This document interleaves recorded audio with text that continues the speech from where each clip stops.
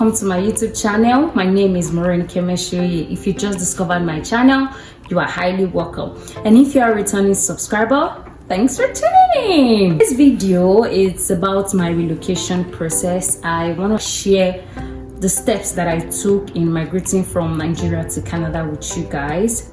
I do have my laptop here because I have some key points, so I'm gonna be looking into it in intervals. I also have a note here that I will be looking into. If you want to know my relocation process and the steps you can also take if you want to relocate from Nigeria to Canada, let's get right into it.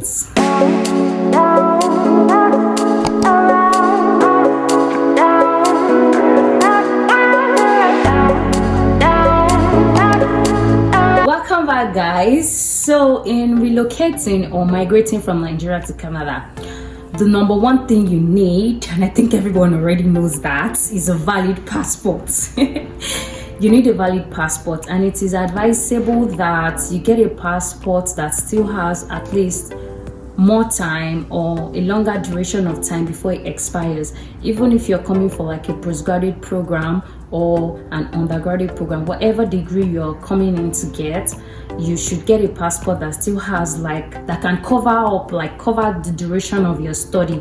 If you're also coming to study a 2-year course or a 1-year course, you can have a passport that's going to expire in 4 years time. It saves you the stress of coming in here and also having to struggle to renew your passport. If you already have a passport at home and you check the passport, you see that it's going to be expiring in a year or 2. There's nothing bad in trying to renew the passport, and voila, if you're coming for a 4-year course, easy. And if you're also coming for a 1-year course, easy peasy for you. So everyone already knows that you need a passport to travel, right? There are different ways in migrating from Nigeria to Canada. Not even from Nigeria to Canada alone, from any country to Canada. But the easiest route is the study route, which was the route that I used. And in using the study route, there are steps you need to take. Number one step is to seek admission.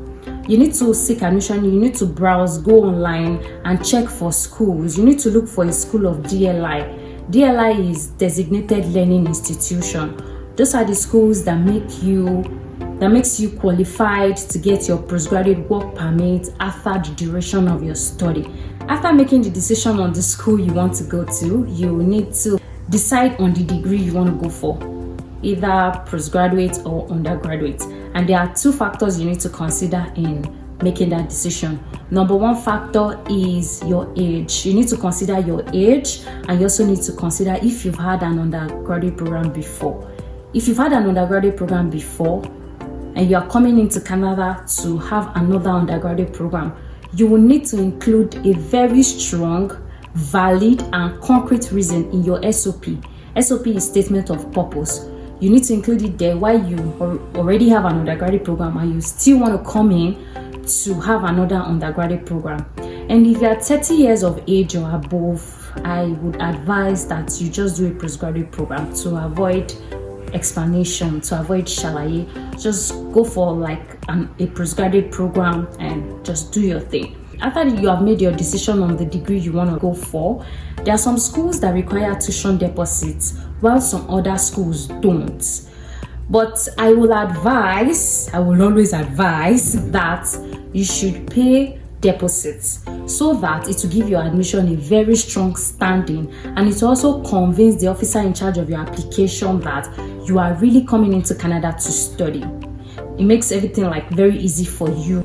So now that you have decided on the school you want to attend, the degree you're going for, you need to pay an application fee.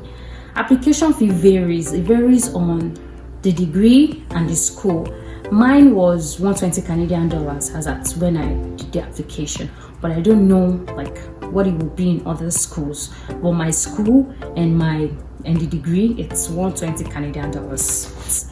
Collation of documents is the next step, and this collation of documents can be done personally or by an agent. If you can do it, you can do it yourself. That's okay. But if you want to go through an agent, that's fine. There are just basically 3 documents you need to collect. The first document is POF, proof of funds. This proof of funds depends on your tuition fee, the amount of deposit that has already been made out of your tuition fee, right? You get it. But averagely, if no tuition fee has been made, like if you've not made any deposit on your tuition, you need like 30,000 Canadian dollars averagely. The second document you'll be needing is your employment details, either self-employed or employee. If you're an employee, you need employment letter. But if you're self-employed, you need a registered document like CNC. And then the third document you'll be needing is a tie. It's like something very valuable to you that is going to prove that you're coming back to Nigeria. It can be family, it can be landed properties, but something to just convince them that no, I'm just going to study and I'm returning back to my home country. After collecting your documents, the next step is application of visa. So visa application, personally, I used an agent. But if you can apply for your visa yourself, that's okay. But I use an agent because I wanted to be on the safer side and I don't want to hear stories that touch.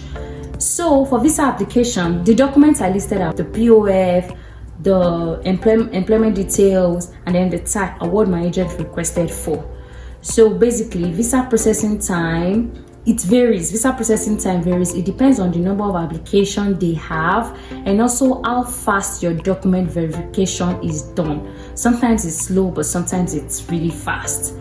But mine, during my time, it took about 3 months. But right now, I think it takes 6 to 8 weeks. Within 6 to 8 weeks, decision has already been made. After you have collected the 3 documents that I listed out, you will pay 230 Canadian dollars. 150 Canadian dollars to Canada online, and then 80 Canadian dollars for biometrics. So you pay it together. I paid together to my agent. I gave the money to my agent, so he did the payment. I don't know how you're going to do that, but if you know how to do it, that's fine. I gave the money to my agent and he did that for me. So after that, you submit your application and then go for biometrics. If you want to start counting your visa processing time, you need to start counting from the day biometrics is done.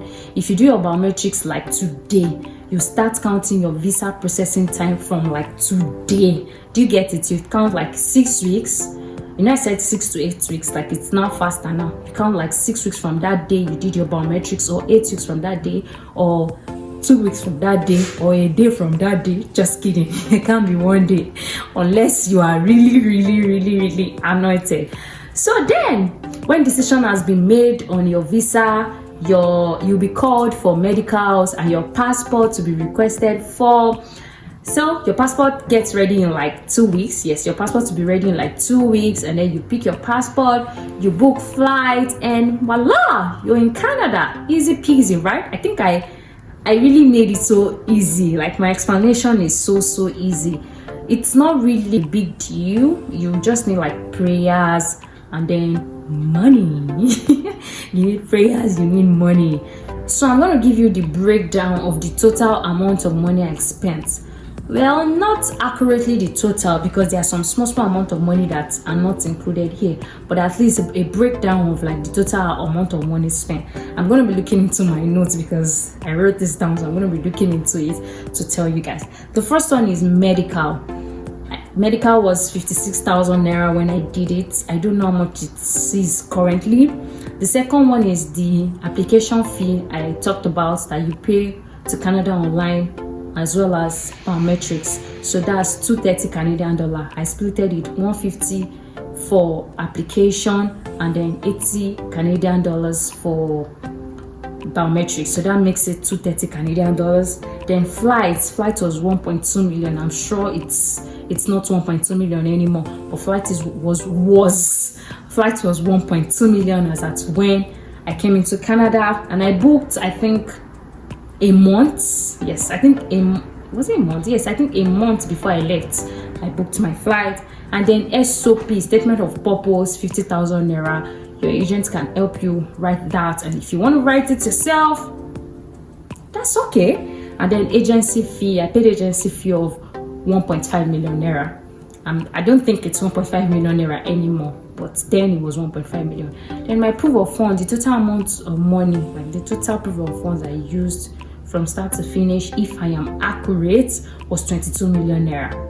So with all of that, you can easily migrate to Canada, and easy peasy for you. So you book your flight, you come to Canada. I hope to see you. Buy Gary, buy your Iru, buy your Ede, buy everything. It's not like they're not, like we don't have all these foodstuffs here in Canada, but I don't know.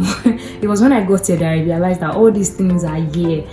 One, I think I shouldn't be talking about like food on this particular video, but in my next video or my upcoming video, just anticipate something like this day. But let me just say this one because already on my mind is fish.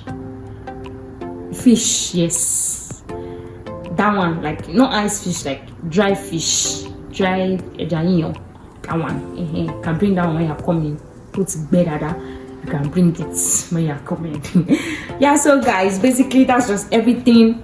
That's everything about my relocation process. Remember, I said there are different routes to come into Canada or to migrate into Canada, but this route was the route I used. That's everything. The first thing you need to do is seek admission. The second is collect your documents. The third one is to apply for your visa, and then finally you book your flight and you're here already. Don't forget to like, share, subscribe, do all the good stuff, comment, and if you feel like there are more things you want to know about migrating to Canada, drop them in the comments. I'm gonna answer them. Even if I don't know the answer, I will go and seek the answer outside. You get it? If I don't know the answer, I'm gonna seek for the answer and just share the little information that I know with you guys. And if you also have more things to add, you can also drop them in the comment section. Thanks for watching, guys. See you on the next one. Bye, guys.